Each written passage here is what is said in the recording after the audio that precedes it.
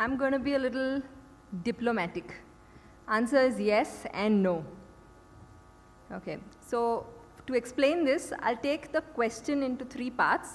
First, when we say weight training, what do we mean? The weight training, like we discussed during the discussion earlier, the intensity, duration, etc. varies within the weight training. So there are variables with it. So somebody, like shown in the picture, there could be somebody lifting a kilo of dumbbell, and there could be somebody lifting close to 50 pounds, and the amount of time that they are doing it for. So that's one variable of weight training. Next variable is weight loss. When we typically talk weight loss, are we talking a change in the scale, or are we talking a change in the inches? Yeah. So that's the second variable, change in body composition. Third is bulking up. When we say bulking up, typically the mindset is hypertrophied muscles like that of Arnold, or are we just talking somebody who is doing toning, right? That's the other thing when females come and say we just want a toned body. And finally, there is the baseline parameters of the patient. Sorry.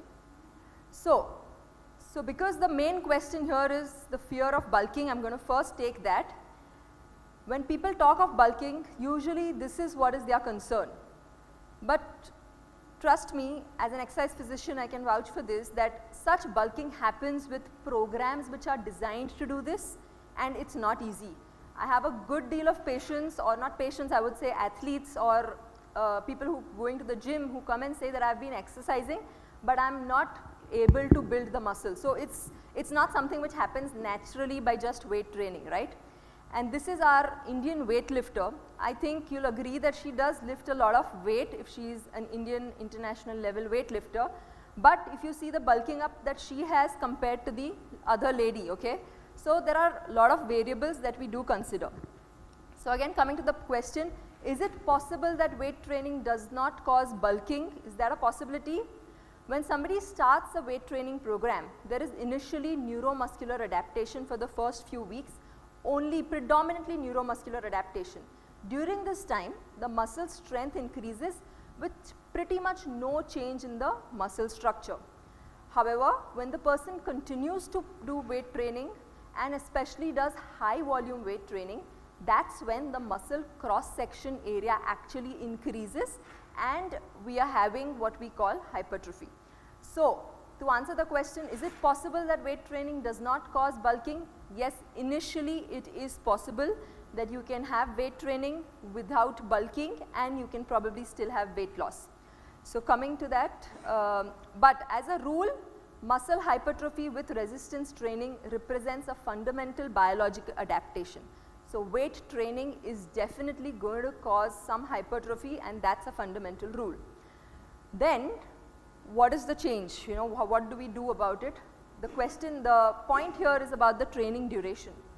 So there are changes with training duration which happen in the strength, in the neural as well as the hypertrophy, the three curves which you can see there. And typically, initially, like you can see the red curve, there is a strength increase in the initial part. And the yellow curve shows the hypertrophy, which happens only with a little bit more prolonged training duration. Yeah? That's the bulking which happens a little later on and with more serious trained athletes. Now coming to the question of, okay, so bulking does happen a little later, what about weight loss? Now the deal is that with muscle and fat, that muscle is denser than fat. If you take the same quantity, it's like iron versus cotton, yeah? So iron is denser than cotton, so that's the deal with muscle. Now this is taken up from a very popular, one of our Bible textbooks of exercise physiology, which showed some studies. And if you can see the blue square of body mass, when there was a group of studies involving both females, males, body composition changes with resistance training. You can see the body mass is typically actually increasing in most of the people. There are positive values, there are only 2 negative values. So the body mass actually not reduced. If you see the second column, that is the FFM or the fat free mass, which is technically the muscle predominantly, they are all in positive, which means that the muscle has increased in volume And like I said in the previous slide, when because muscle is heavier, you tend to going to gain weight, especially because if you see the last column, body fat is reducing. So weight training causes a reduction in body fat, but there is also a gain in fat free mass, because of which the total body mass does tend to be same, increase a little bit, and this is what we actually practically do see with a lot of the healthy weight programs, that there is actually an increase in the weight of the individual at the end of the program. You know, they've typically a weight loss, a healthy weight program, you know, commercial program which is kind of running would be about 12 weeks or something like that, you know, we're not looking at a year. So initially, like I said, because there is building of, there is little bit of building of muscle, there will be some weight gain in fact which could be there. But what is always there is usually a body composition change and waist circumference change. We do know from our cardiovascular knowledge that waist circumference is a big determinant of cardiovascular health. So that's a favorable thing. This slide is a 2015 publication which kind of sums up everything. It's a fairly bright slide, so just to wake up everyone, again if in case you were not, this study has recruited more than 50,000 people. Okay.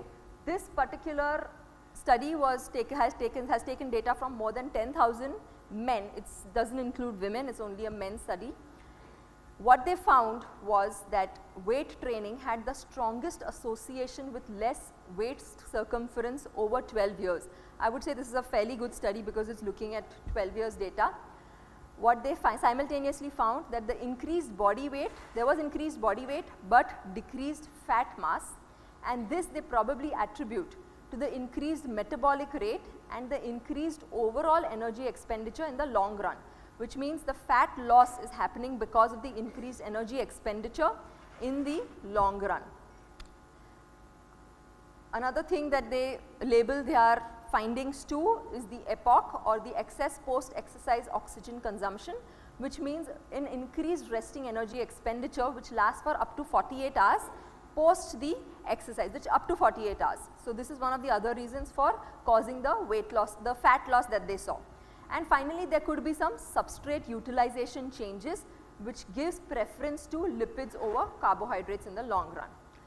So that was a little bit of theory from the textbook, from some studies.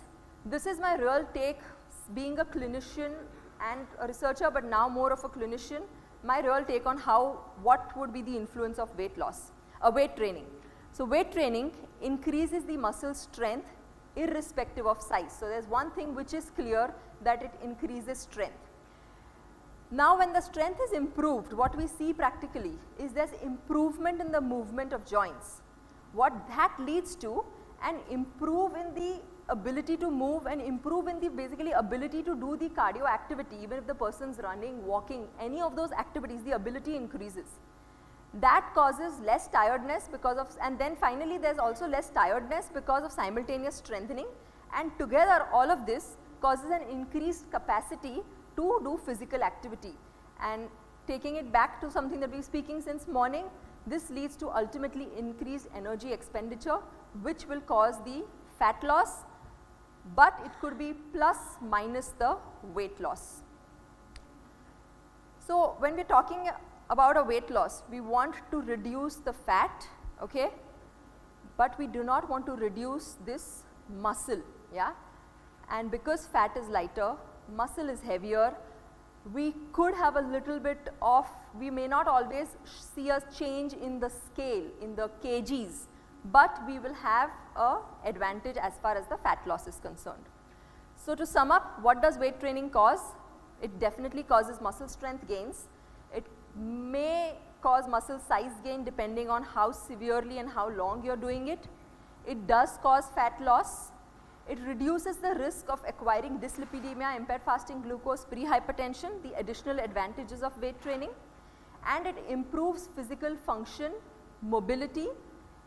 Again, to sum up, it may not always produce body weight changes.